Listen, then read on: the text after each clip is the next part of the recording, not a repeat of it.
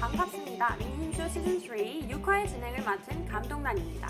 민심쇼에 대해 간단히 소개해드리자면 각기 다른 정치 성향을 가진 청년 대표분들을 모시고 대한민국의 사회 이슈와 정치에 대해 이야기를 나누며 유저 여러분들의 민심을 체크해보는 쌍방형 토론 컨텐츠입니다. 먼저 정책벤처 인토피아의 정현우 대표님 자리해 주셨습니다. 반갑습니다.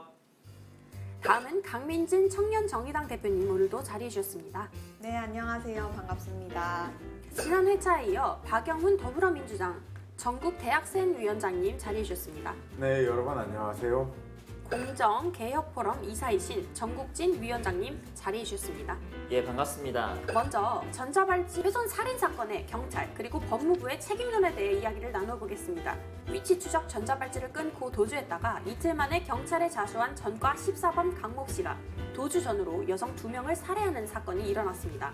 강 씨가 전자발찌를 끊은 뒤 전자발찌 부착자를 관리 통제하는 법무부 보호관찰소와 경찰의 공조로 약 38시간 동안 추적했지만 강 씨가 시신을 실은 채 경찰서에 나타나 자수할 때까지 체포하지 못했었죠. 놀라운 건 자수하기 전까지 법무부와 경찰 어느 기관도 강 씨가 살인을 저질렀다는 사실을 몰랐을 뿐만 아니라 강 씨의 범죄 경력도 자수 이후에 조회했다고 합니다. 이러한 수사 과정이나 두 기관의 대응에 대해 패널 분들은 어떻게 보셨나요? 전자 발찌를 채운다는 것, 이게 전자 감독을 한다는 것이거든요. 근데 전자 감독이라는 것이 결국에는 단순히 가석방된 사람들의 위치를 찾는 수준에서 머물러는 안 된다라고 생각하고요. 심리 상태나 어떤 생활 환경에서 지금 살고 있는지까지 체크가 되어야 되는데 검찰이나 경찰이나 법무부도 이런 단계를 다 밟지 못하고 있고요. 저는 이것과 관련해서 민심을 한마디로 요약하자면 추가 범죄를 막을 수 없다면 풀어주지 마라. 너무 좀 쉽게 풀어준다. 이런 느낌? 아니면 풀어줬으면 제대로 막든가. 이런저런 문제들이 있었다는 거. 경찰과 법무부조차도 제대로 공조가 안 됐던 점들을 봤을 때 감형 없는 종신형. 이거를 도입해 봐야 되지 않을까라는 생각을 좀 가지게 됐습니다.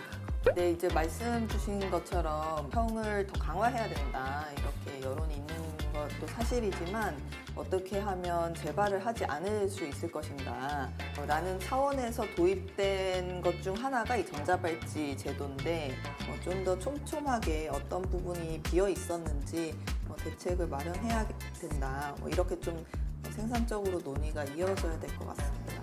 이런 안타까운 이 범죄에 대해서 이 행정 대응 체계에 구멍이 뚫렸다 이렇게 보는데 특별범죄나 이런 성범죄의 재범 가능성이 우려가 있는 대상에 한해서 이 저녁에 영장 청구가 들어오고 하는 것들은 24시간 불가동할 수 있게끔 이 제도를 좀 정비해야 된다. 전자발찌 관리와 사후 대처에 큰 구멍이 뚫려 있음이 드러났습니다. 통계를 살펴보면 올해만 해도 8월 현재 기준 13명이 전자발찌를 훼손하는 사례가 있었고 이 중 2명은 아직 미검거 상태입니다. 사건이 터진 뒤 박 장관이 전자발찌가 훼손될 수 없도록 내구성을 강화하겠다는 것을 대책 중 하나로 발표했는데요. 이것이 과연 효과가 있는 처방이라 생각하시는지 전자발찌의 실효성에 대해서는 어떻게 생각하시나요? 이제 우리가 교화는 한 번 범죄를 저지른 범죄자를 대상으로 하는 건데 그냥 그 교화도 중요하지만 그 전에 범죄를 저지르기 전에 교화시키는 것도 되게 중요하다고 생각하거든요. 그래서 그런 것들을 우리가 이제 이미 학교 교육 현장에서 사실은 어떻게 하면 이 친구 한 사람 한 사람이 범죄자로 자라나지 않게끔 할 수 있을까 여기에도 고민을 많이 좀 해야 되는 부분이라고 생각을 해요. 학교 교육은 이거를 어떻게 하면 예방할 수 있을까 여기에 대해서도 고민이 좀 심도 있게 들어가야 되지 않을까. 저는 그렇게 봐요. 이 전자발찌의 내구성을 강화한다고 해서 동일한 범죄가 일어나지 않을까? 저는 이건 아니라고 보거든요. 자를 사람은 어떻게든 저는 자를 거라고 봐요. 그런 거 봤을 때 우리 제도가 지금 현 상태를 못 따라가고 있다. 경찰들도 수사를 못했잖아요. 이런 제도를 하나하나씩 좀 보완해 나가야 될 필요가 있다라고 생각합니다. 이제 성범죄자 전문 치료시설, 좀 그런 어떤 치료에 방점을 둔 전문 인력 이런 부분은 좀 필요할 것 같아요. 그리고 지금 보호관찰관이 한 사람이 17명 관리할 정도인데 늘려야 되고 또 이 사람들을 관리하는 어떤 그 인력 중에 어떤 그런 성범죄에 대한 그 치료 전문가도. 이런 사람들도 같이 있어야 되는 거죠. 인력을 좀 확대해야죠. 그러니까 이게 저도 조사를 해보니까 1분에 8명씩 물리더라고요. 그러니까 그러니까 범죄자가 위치를 이탈했을 때 경보가 울려서 알림이 오는데 그게 1분에 8명이니까 거의 10초에서 8초에 한 명씩 알람이 오는 거예요. 그러니까 행정적으로 감당하기 어려운 건 사실이고 그래서 인력은 확대해야 되는 건 이제 맞죠. 분명 이 운영의 효율 체계를 좀 잡아야 될 것 같긴 합니다. 분명 인력의 빈틈이 생기면 문제가 나오는 건 맞기 때문에 인력 보강을 하고 좀 운영의 효율성을 가져가야 된다. 다음으로는 윤희숙 국민의힘 의원의 부동산 투기 의혹과 사퇴론에 대해 이야기를 나눠보도록 하겠습니다. 윤희숙 의원이 부친의 농지법 위반 의혹이 불거지자 기자회견을 통해 의원직을 사퇴하고 대통령 후보 경선을 포기하겠다고 밝히며 결백을 주장했습니다. 많은 국민들이 잘못이 없다면서 왜 사퇴를 하겠다는 건지 의아해하실 거라고 생각하는데요. 이에 대해 윤희숙 의원은 정권 교체를 희화화할 빌미를 제공하지 않기 위해 사퇴한다고 설명했죠. 어떻게 생각하시나요? 저는 윤희숙 의원이 이거 굉장히 의도적이라고 보는 게 이런 말을 했어요. 친정 아버지가 이렇게 산 거에 대해서 자신은 몰랐다. 친정 아버지라는 표현에 좀 주목해야 되는데 왜냐면 이혼한 지 수십 년 된 분이 어떤 분이 자기 아버지를 아버지라고 안 부르고 친정 아버지라고 부르는 일반적으로 친정 아버지라고 부르는 거는 남편도 있고 친정과 외가가 있는 상태에서 그 상태에서 부르지 이거는 명백히 거리두기고 저는 윤희숙 의원이 정말 억울하지 않다면 사퇴 안 했을 거라고 봐요. 국회의원직은 국민들이 뽑아준 거예요. 지역구 국민들이 다 한 명 한 명 투표해가지고 뽑아준 거란 말이에요. 본인이 잘못 안 했으면 사퇴하면 안 돼요. 그거는 유권자들과의 약속을 저버리는 일이에요. 국민들이 다 한 명 한 명이 자신의 손으로 뽑아준 자리인데 그걸 어떻게 그렇게 함부로 내던집니까? 저는 견해가 좀 다른데요. 사퇴는 개인의 선택인 건 맞죠. 그런데 그 사람이 갖고 있는 정치적 신조 입장에서 봤을 때는 자신이 부동산과 관련해서 표명했던 입장이 있던 사람인데 자신이 그 의혹에 휩싸이니 자기가 견딜 수 없는 거겠죠. 제가 이 얘기를 계속 듣다 보니까 지금까지 나온 의혹들을 봤을 때 한 거라는 증거는 아직 나오지는 않았어요. 정확한 증거는.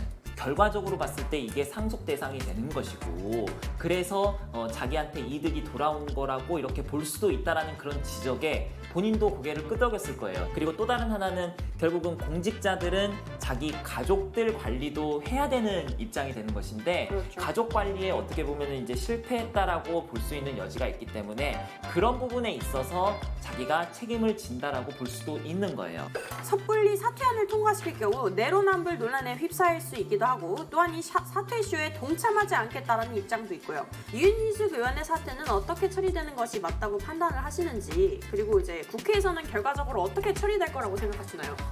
윤희숙 의원은 나는 임차인입니다. 그 연설을 통해서 많은 분들로부터 어떤 그 주목을 받게 되었던 거고 그래서 서울시장 후보로도 그다음에 대통령 후보로도 이렇게 주목받을 수 있었던 건 아니겠습니까? 자기가 사퇴해야지만 이런 불필요한 소모적인 논쟁에서 해방이 돼서 진짜로 임차인들을 위한 그런 정책이 뭔지 건설적인 논의를 할 수 있게 되는 그런 환경이 조성될 수 있을 것이라고 판단했었던 것도 없지 않아 있었을 것이다. 라는 그런 말씀을 전 드리고 싶어요. 이제 사퇴를 냈는데 또 수리를 안 했을 때는 사퇴가 처리 안 되는 경우가 있었어요. 사람들 국민들이 정치적 쇼다라고 이제 또 오해를 할 수 있는 부분도 있으니 의원이 원해서 사퇴를 하면 사퇴 처리하는 걸로 또 그러니까 민주당도 아마 처리하지 않을까 싶습니다. 이건 이해충돌의 문제가 되기 때문에 국회의원들은 절대로 그 정치를 하는 사람이라면 절대로 부동산 투기는 이제 결코 있어서는 안 된다. 이제 정착이 됐습니다. 깨끗하게 좀 책임을 지시는 것도 한 가지 방법이다. 내가 이러이러한 잘못이 있으니까 책임을 지겠다라고 하는 방법이 올바르겠죠. 논란에 대해 이야기를 나눠봤는데요. 먼저 정현호 대표님 오늘 토론 어떠셨는지요? 정치의 발전 방향에 대해서는 서로 다양한 의견을 모을 수 있었던 시간이었던 것 같습니다. 여야를 막론하고 이렇게 젊은 세대들은 부동산 기득권이 없다. 이런 게 좀 확인되지 않나. 개구리 올챙이적 생각한다고 나중에 이제 우리가 시니어가 됐을 때도 좀 이런 생각들을 그대로 가져갈 수 있었으면 좋겠다. 서로의 주장이나 그 근거는 다르지만은 결국에는 지향점은 같은 것 같아요. 모두가 같은 기준으로 더 나은 정치 환경이 됐으면 좋겠습니다. 오늘 민심쇼 시즌3 6회차 방송은 여기서 마치도록 하겠습니다. 마지막까지 함께 참여해주신 우리 유저 여러분들께 감사 인사드립니다. 그럼 다음에 뵙겠습니다. 감사합니다. 감사합니다.